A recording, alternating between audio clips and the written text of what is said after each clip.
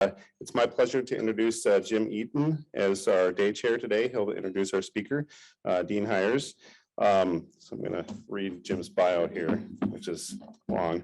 But anyway, so Jim has been the founder and principal of Synergism Consulting, a Minneapolis-based training and human resource development business, specializing in custom designed and delivered management, sales, service quality, communications, team building, and organizational change programming. Prior to the start of Synergism Consulting in 1988, Jim had been an officer, senior sales executive, and stockholder in Wilson Learning Corporation, a world leader in research, design, and development of organizational learning systems. During his 18-year career with WLC, he divided his time between various sales, marketing, program development, and workshop delivery activities. As Jim has wound down his overall organizational development outreach since 2012, Jim has focused his professional efforts on serving the Twin Cities area nonprofit leadership community, and currently facilitates a 14-member diverse and high-profile nonprofit CEO and executive director cohort. Jim's formal education, as many of you know, includes the undergraduate degree in advertising and journalism and a master's degree of business administration from Michigan State University, which he reminds us a lot. So, as Twin Cities Spartans board member, he is excited that his oldest grandson, Oscar, will be heading to East Lansing in 3 weeks, beginning his freshman year. It is also noted that he and Jonathan Hobbs have a really good rapport, sparring and poking fun at each other around the Go Green, Go Blue mantras. Jim is also grateful for his 54-year marriage to Susan, and that his 3 grown children with their 2 spouses and 3 grandchildren all live in the Twin Cities area. Please welcome Jim Eaton.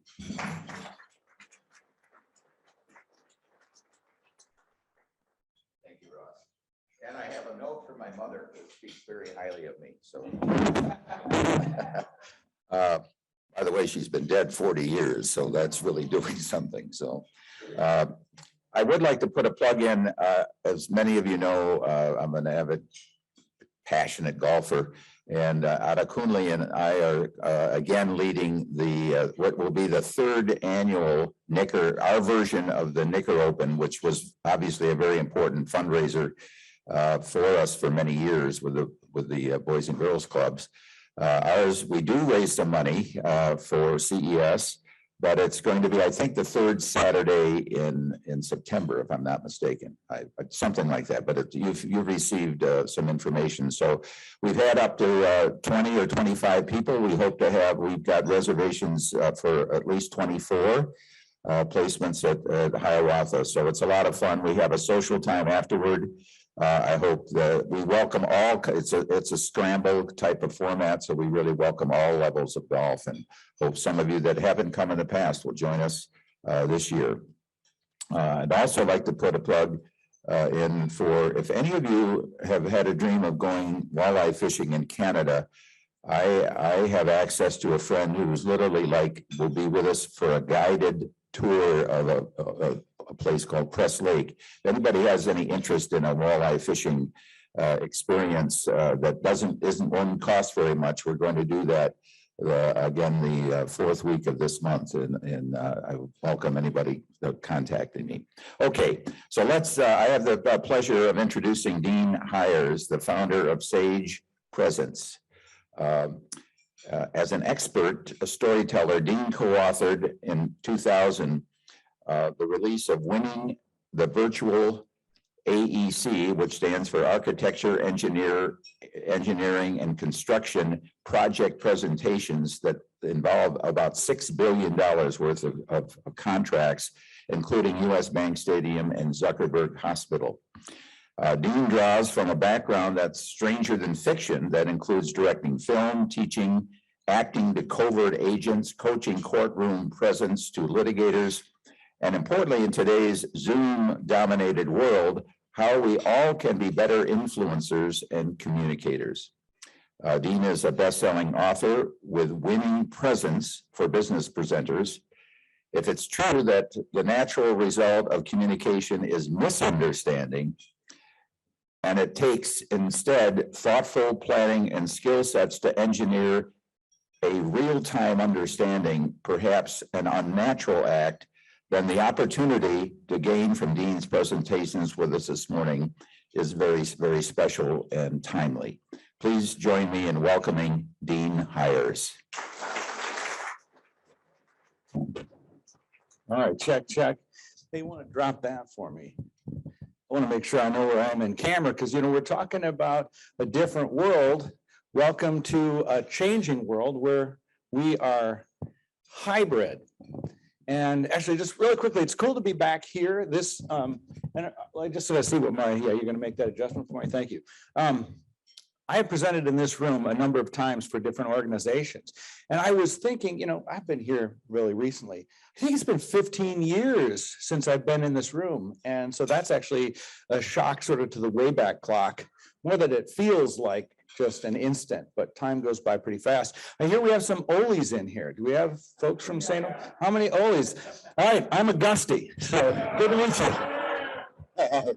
So I heard that might just get a little bit of a while. Okay, so hey, we're living in interesting times. In some cultures, that is a curse. May you live in interesting times.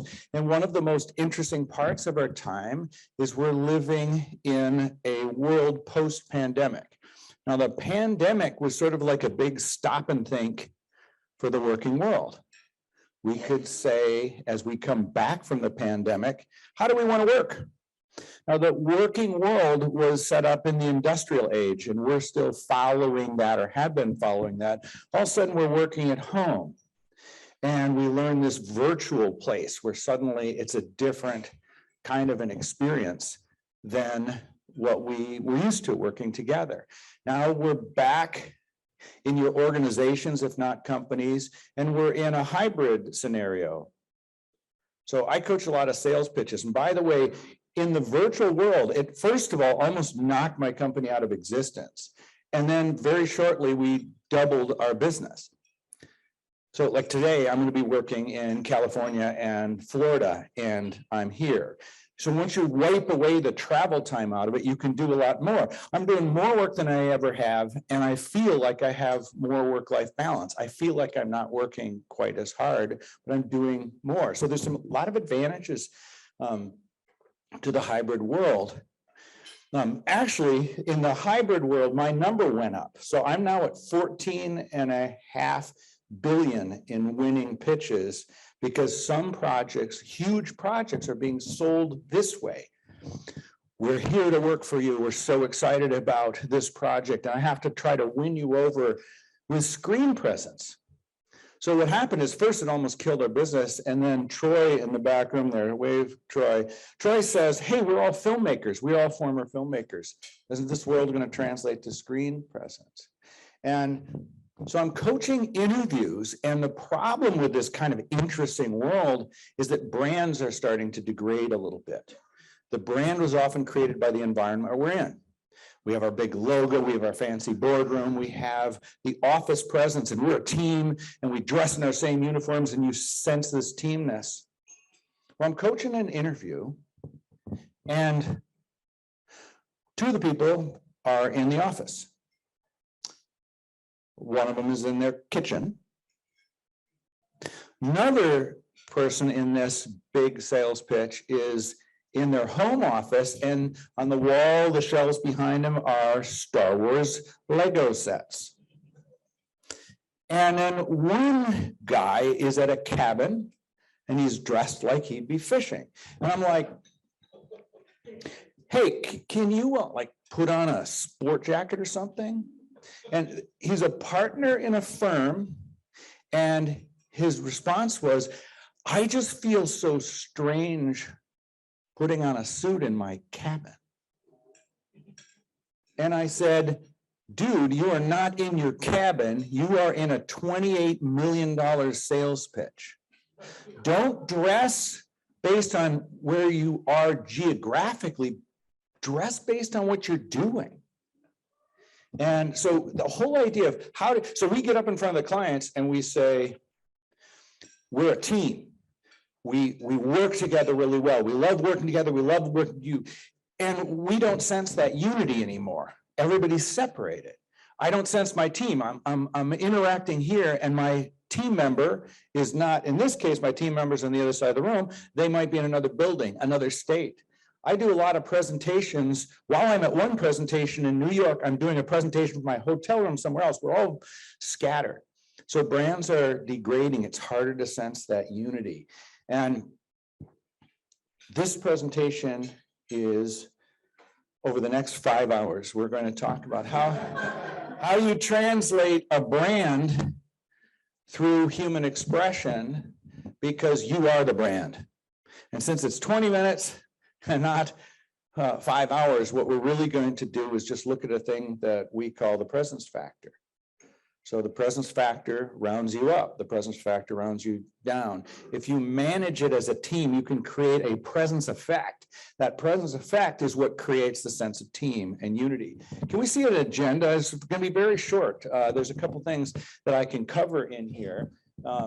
If you click one, and just build them out. This is the presence factor. We're going to look on being professional on camera. We're going to look at confidence. We're going to look at warmth. And we're going to look at synergy. And these are the things that in sales pitches, we know our prospects are asking for. We want to see that you have, we want to see you in a leaderly way. We want to see you in a way that we'd want to follow. And we want to see that your teams have synergy. And these are things that we can actually talk about in a pretty short time. So I'm going to give you a 3-step process. And believe it or not, I think we can let that down. It's present, so we're going to try to deal with the human presence, absence of our slideshow, absent of the environment that we're in. So I want to start with confidence. Confidence is something that whatever your organization is, anyone who looks to your organization wants to see confidence. If you're asking people to do things, to participate, you need them to trust you. They need to see you in a certain light, and confidence is a key ingredient of presence. Now, of course, unconfidence can also be a key ingredient of presence, but it's not usually what we're going for. We're going for confidence. So curious if anybody has any thoughts. What communicates confidence? There's probably 50 things, but what does confidence come down to in your presence? Any thought? Yes. Posture. So there's an entire method of training. It's hero posturing or posing, power poses, and that is. But sometimes you're sitting down. Okay, so then that's sitting up straight. It is one. It hasn't been as easily workable. There's science that proves like the power posing really helps you get your confidence. But if I'm in the middle of a presentation and I suddenly get shaken, which happens, you suddenly get knocked out of your groove. Just give me a quick second. I can't take the time to power pose. I got to have something that works in the moment. Any other ideas? But it is legit. Yeah. That's where we go. Eye contact. If you study confident people versus people who are struggling in the moment with their confidence, you see a very different eye contact. So eye contact tends to be kind of scattered and short when you're nervous. Anxiety speeds it up. So a really simple thing about communicating confidence is to talk with one person at a time and bring intentionality to the eye contact. So what I'm doing is looking at one person at a time. And I switch every time I have a new thought. So this way you get a thought. This thought is for you. Now you nodded. I actually have a little interaction with you. And now I go over here. And what we work with live presenters on is really finding that one-on-one eye contact and switching every time there's a thought. And in these thoughts, you get a chance to form a relationship and you come across intentionally. So this is all I'm doing is a master. It's very easy to have live perception of confidence, but then we have this world. So in the Zoom world or WebEx, Teams, the virtual platform, we have a pretty big problem because it doesn't quite work that way. First of all, it's one eyeball that has everyone's eye contact. But we're not even looking at that because I have actually a camera, but let's just pretend if that were a laptop. I'm looking at your image. So we've got people who are looking down while they're trying to tell you that I'm giving you my attention. Plus, they're probably looking this way because, you know, the screens are in different places. So we've got this lack of connection. Now let's go one step farther. I mean, you've been on a Teams meeting or something like that. You know what these are like. You know what people are like?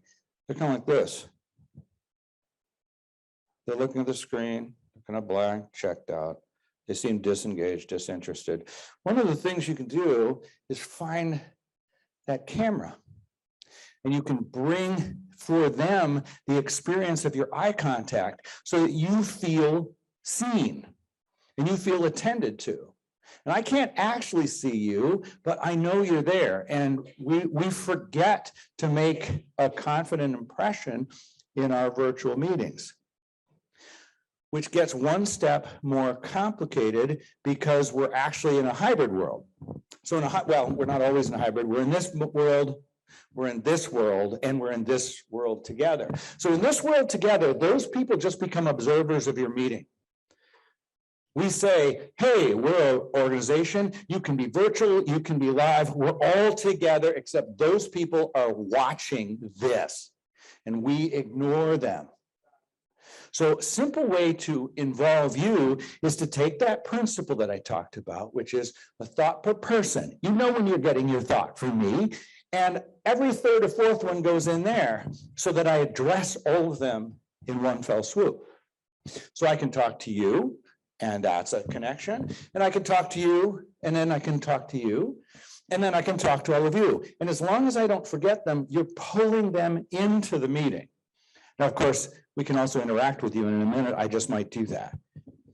But at the very least, I can attend you. It's my job to make those people part of this meeting. And I have the chance to lead them in. And all I'm doing is bringing you my eye contact and attention. And now they're more part of the meeting. Otherwise, what they're going to do is what I would do: fold laundry, let it play in the background, take care of other stuff. But when I actually bring the presentation to them and I include them, I've got a better chance of them saying, oh, they actually care about us. So you're back here a lot presenting. Don't forget them. You said they're part of the meeting. Don't forget them. All right, so any questions or comments or thoughts on that? This making sense? Very simple thing to do. But I have been on 800 meetings. And no one is looking in the camera. No one is giving that. Now, you don't have to look there the whole time. You can look at your screen, look at the camera, nod, look at the screen, look back. I check the screen like I'm checking my notes, which, by the way, you see I haven't done very much, but I've got notes right there. Yes? Well, you know, when I'm on Zoom, I tend to look at the people. Right. All right, here comes the mic, because we want you to hear. Thank you. Yes. When I'm on Zoom, I tend to look at the images. Right. I've also been told that is like I'm looking down, that I should It be is. looking at my tiny. Look at the little lens or the little light by the That's lens. case. We should be Yeah, so looking look up at over them. here. If I'm looking at, here's what you're going to see. It looks like I'm distracted by something. By the way, people are really strange in general in their virtual meetings. I see people, there's this one person that I know, you know this person. In the middle of a meeting, all of a sudden, they go down. And after a little while, they come back. Where did they go? And the other thing, I was in a meeting with someone, let's see if I can duplicate this. For the whole meeting, they're like this, you know, it's like, okay, find that thing. The number one value of the little monitor is so you can see if you're in frame. I mean, I can go over here and suddenly look, I have just left them in the dark. And then poor Lisa's like, where is he? Here I am. And so anyway, does this make sense? Does that help you? And go ahead and split your time.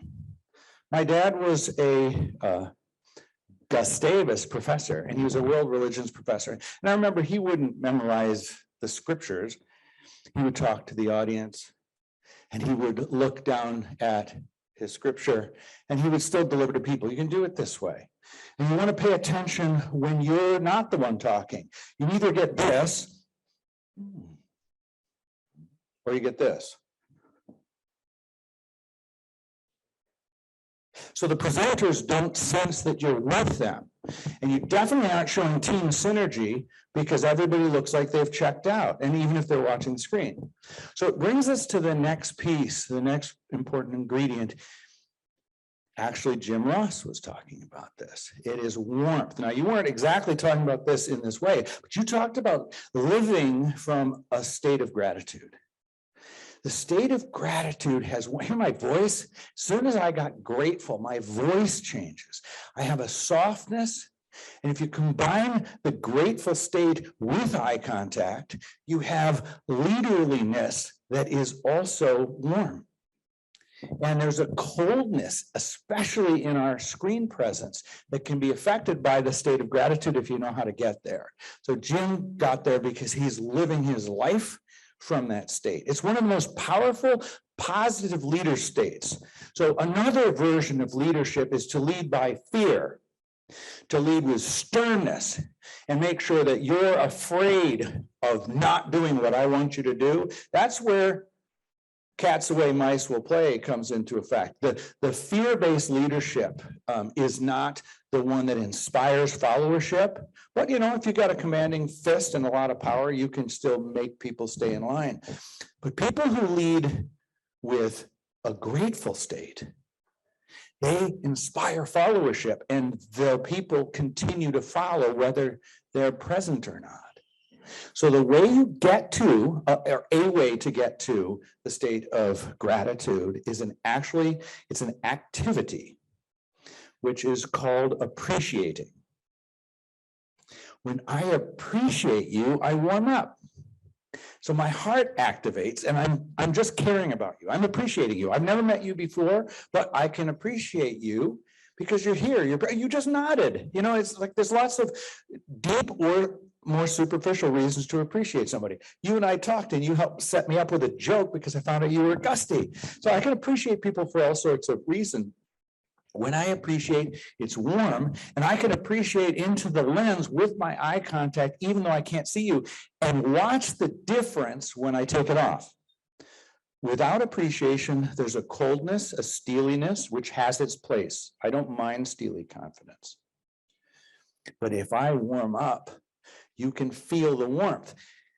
Without appreciating, which is what creates the grateful state as a basic presence rule, I don't know how to show you that I care. So when we go into sales pitches, the biggest one we coached was $8 billion on a Zoom meeting. And it was competitive. They were going to pick one or three teams, and our team appreciated through the lens, and we showed them the warmth. We have screen presence because we're warm and we're confident. And those two things together make presence. And this is what you want to bring. So also your poor observers who are told they're part of the meeting, but they aren't really, and I'm not judging you all, but it's where the world is right now. We can see them or give them the feeling of being seen, and we can appreciate them. So we go person to a person, thought by thought, include them every third or fourth thought, care about them, and suddenly you've got warmth and confidence. Two simple ingredients. Questions, comments, thoughts?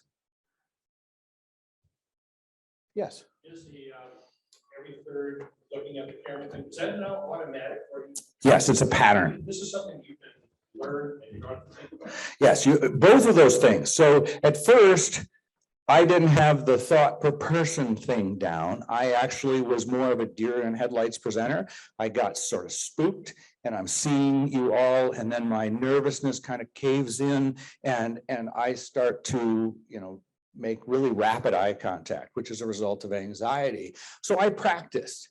Where did I practice this? At the dinner table, at a party, at happy hour, in a meeting. And I practiced until it became a pattern. Thought per person, only look at one person at a time. Worked really great. Don't have to think about it anymore.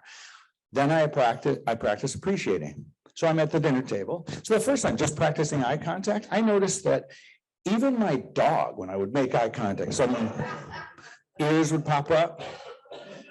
But when it really became profound is I started appreciating my wife while I'm talking to her, appreciating my son while I'm asking about how school went, and the warmth that I had more power in good power family building power by appreciating.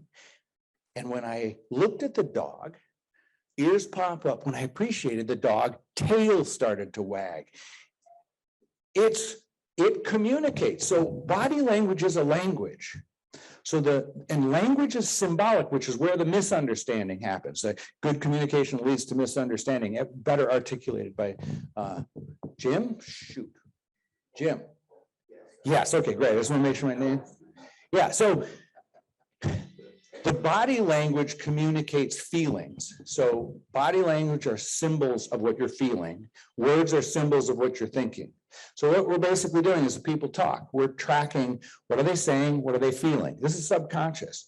By the way, if somebody says, sorry, their body language says not sorry. Their words say sorry. So hit 0. I hit 0.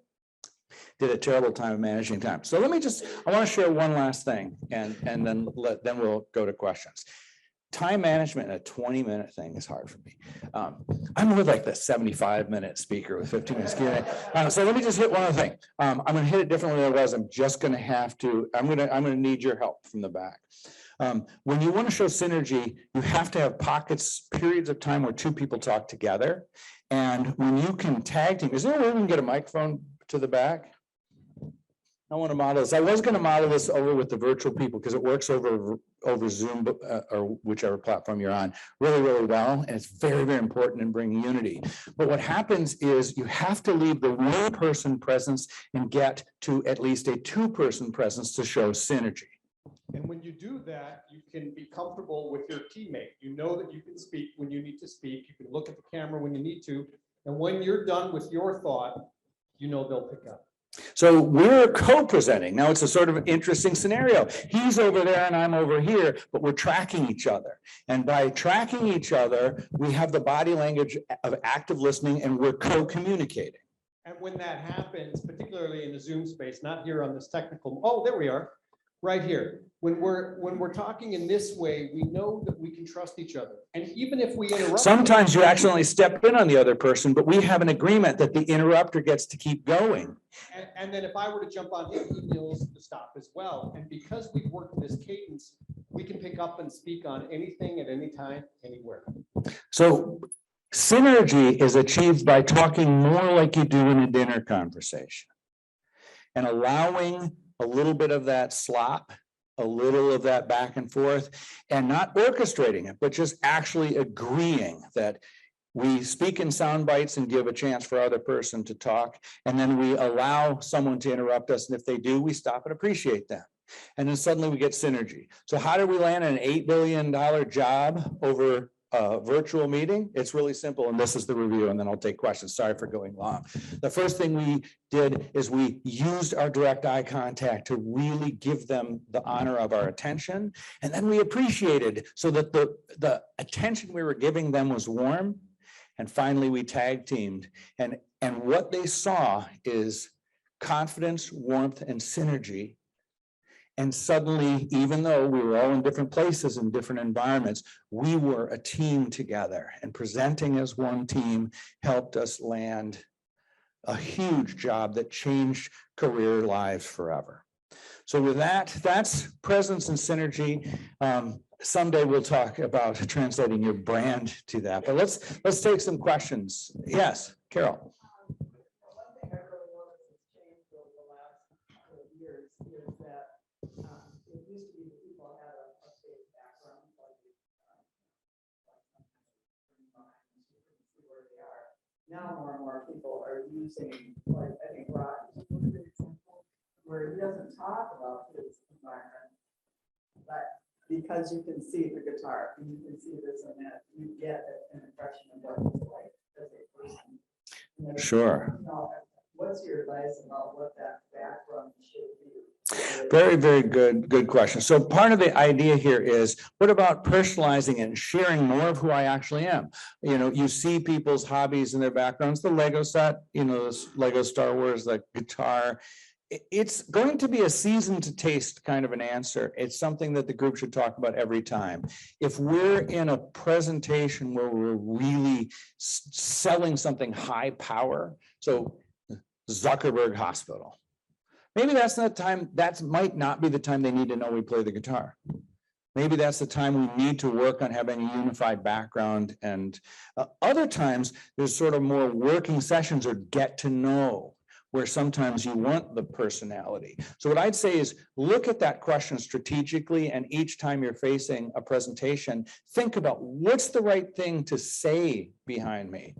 So at Sage Presence, we've gone to photographic, large printed kind of corporate backgrounds that seem to have the vibe of our company. I don't like the virtual backgrounds. I can do that really quickly, but do you want to see me with one ear, two ears, hair or not hair? It's a lot better to just have a background behind me. So we take it on a case by case, but there was a sales pitch that we know of that was won. And what they said is, wow, we got to know who you were as people. And they strategically incorporated, let's see your personality. Because part of the pitch was, we're a diverse group of people that bring different things, and showing our personalities made sense. But other times you're trying to show a more unified background. But on the one where we let them all have their personalities showing, we had to really work on consistency. We were all standing.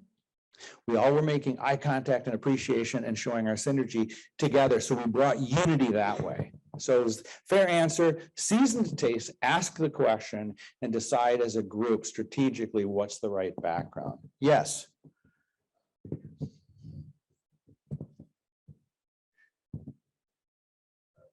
This is a timely question for my son, who owns a business. Aha. And is. I hope you're watching, son. He may be on, I hope so, but anyway, he, like many, are finding difficulty in hiring. Oh, hiring people, yeah. And so he recently has been looking for a CFO, a pretty key position. Sure. And the marketplace here is very, very tight. So he's starting to look virtually, or has looked virtually. So the question I have is, if you are looking at, from the interviewer standpoint, from the owner standpoint, for a high level position, what would you say are the key things he should look for in a virtual interview for this type of high level position? That is an interesting question, because of course you're talking to people who haven't necessarily been trained on screen presence, but you're trying to hire them for presence. So I'm going to give a couple different answers. First, if it's you and you're looking to get hired, you want to bring the things we just talked about. Synergy probably won't happen, but collaboration, talking back and forth can. But screen presence rules really apply in an interview. More time in the lens, more warmth and appreciation. Now, you can just have on your radar, what is their presence? What do they seem like? Do they seem confident, and do they seem warm? Now, there are people who are intimidating or arrogant in their presence. It may not be that they are intimidating or arrogant, but they're showing a coldness. So I look for warmth. And at least, by the way, the other time is sometimes you need someone very, very strong. So you want to look for someone who can be appreciative, but who also can be stern. So think about, from a presence standpoint, watch for it. You could maybe have to train them later. The other thing you could do is put it on the radar. Hey, we're going to have an interview with you. Really looking forward to learning about your background. But part of this job is being a presence. We want to see what you're like, and we do care about confidence and warmth. So we'd love to see, we're looking forward to getting to experience you. Put it on their radar and see if that triggers into them. Oh, wow, I didn't know you were looking at that. Put it on their radar and let's see what they bring to it. But I get worried when I see really checked out people. I get worried when I see people that are cold. I want to balance. The command and nurture balance is confidence and appreciation, or confidence and gratitude. Those two is a really powerful, charismatic state. Any other questions or comments? Somebody's gonna have to tell me when they're done. Just put the little finger on my neck. Yes, sir. Oh, okay, you're next. You're next. Okay, go ahead. One thing I've noticed about virtual communications, whether it's Zoom or anything else, I appreciate your comment about looking at the camera on your iPad or your computer, but you lose the ability to read people's faces, to Yes. read their posture. Yes. When you're looking that way, is there any way you can compensate for that? Yes, there's a couple of ways. So the question is just, if I'm looking in the lens, I'm not seeing people, I'm losing that body language information that I kind of desperately need. So there's two thoughts, maybe three. Thought one is this is more time to give than to get. So when I present, I say, okay, I'm going to tax myself. I'm going to take one for the team and focus on what I'm giving a little bit more than what I'm getting. So that is just sort of allow it. So I do webinars, I can't see anybody. It's all, I've got to visualize them. Now, the next is same as checking your notes. I can look down at the screen and I've learned that in a short glimpse, I can track people. I don't need to watch them the whole time where they're moving, they're checking their phone. I just look down, look back, just like checking my notes. So I do that a lot to try to get some of that information. And then I have to ride on that information for a longer span of time. The third thing is I've learned to track the blurry peripheral view. I can still see them. I can't see them super clearly, but you can see when people are nodding, you can see when they turn.